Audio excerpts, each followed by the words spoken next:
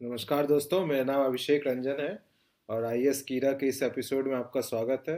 हमने पहले एसए को डिस्कस किया, उसका एथिक्स के पेपर को डिस्कस किया है, एक केस स्टडी हमने आपको दिया था और आज हम मेंस के कुछ आंसर्स को लिखने का प्रयास करेंगे। उसमें क्या क्या चीज़ें आनी चाहिए इसको समझने का प्रयास करेंगे। तो जीएस 1 ज्योग्राफी से एक प्रश्न को लेके उसको लिखने का प्रयास करते हैं।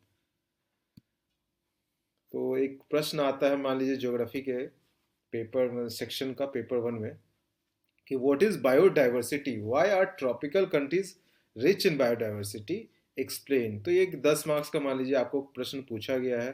तो आपको इसमें दो पार्ट में क्वेश्चन है कि व्हाट इज बायोडाइवर्सिटी, पहले उसको डिफाइन करना है, और ट्रॉपिकल कंट्रीज रिच क्यों होते हैं बायोडाइवर्सिटी में, आपको इसको भी बताना है। जो इसमें लिखा हुआ क्लियरली एक्सप्लेन वाला जो सेगमेंट है, तो आपको इस पे फोकस करना है। आइए देखते हैं तो इसमें क्या लिखेंगे। तो अप्रोच क्या होना चाहिए पहले उसको देख लेते हैं। चूंकि मैंने बताया कि दो सेगमेंट पे प्रश्न को पूछा है, तो एक तो बायोडाइवर्सिटी को सबसे पहले डिफाइन कर देंगे। उसके बाद हाई बायोडाइवर्सिटी कहाँ कहाँ है, तो उसको आपको बताना पड़ेगा। तो वो ट्रॉपिकल एरिया में क्यों है, इस बात को आपको समझाना पड़ेगा।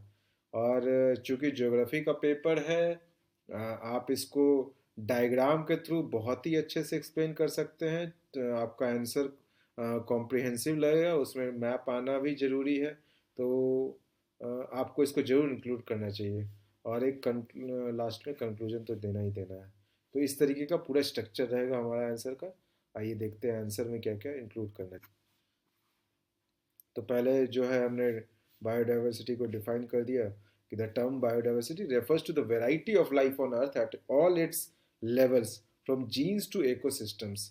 तो ये एक बेसिक डेफिनेशन है जो बायोडाइवर्सिटी का हमने दे दिया। और उसके बाद पूछा है कि ट्रॉपिकल रीजन क्यों रिच होता है बायोडाइवर्सिटी में, तो वो आपको बताना है। तो ये एक जो मैप का मैं बात कर रहा था, एक ये बेसिक वर्ल्ड मैप है। और आपको इसको बनाने के लिए मुश्किल से 30 सेकेंड लगेंगे। आप ऐसा वर्ल्ड मैप आप एक जरूर प्रैक्टिस करके, ये आपको बहुत जगह काम दे सकते हैं, पेपर 1 में खासकर। तो इस मैप को बना के हम ट्रॉपिकल एरियाज को डिमार्केट कर देंगे कि वो 23.5 डिग्री नॉर्थ से साउथ तक का। तो वो क्लैरिटी आ जाती है कि बायोडाइवर्सिटी इसी एरिया में प्रेवलेंट है। तो एग्जामिनर को भी ये क्लैरिटी रहती है कि the child knows that the reason is exactly this particular region which is talking about. तो आप इससे फिर एक्सप्लेन कर सकते हैं। तो ये आप एक बहुत अच्छा तरीका होता है अपने आंसर को थोड़ा सा और स्पेसिफिक करने का, और मार्क्स लाने का एक प्रयास रहता है काफ़ी अच्छा। Reasons for rich biodiversity in tropical countries ये आ जाएगा कि tropical latitude receives more solar energy than temperate regions, which lead to high productivity and high species diversity.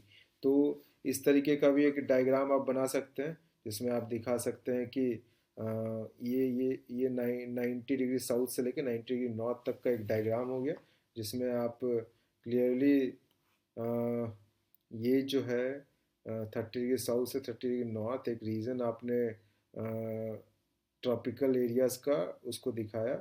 और उसमें फिर रेडिएशन को दिखाया है आपने वाई एक्सिस में। और उसके बाद आप बायोडाइवर्सिटी को दिखा रहे हैं। तो ये एरिया जो है, जो टेम्परेट रीजन का है, तो उसमें बायोडाइवर्सिटी डेफिसिट है, जो कि हमने यहाँ दिखाया। इन द सेम वे ये एरिया भी डेफिसिट वाले जोन में है।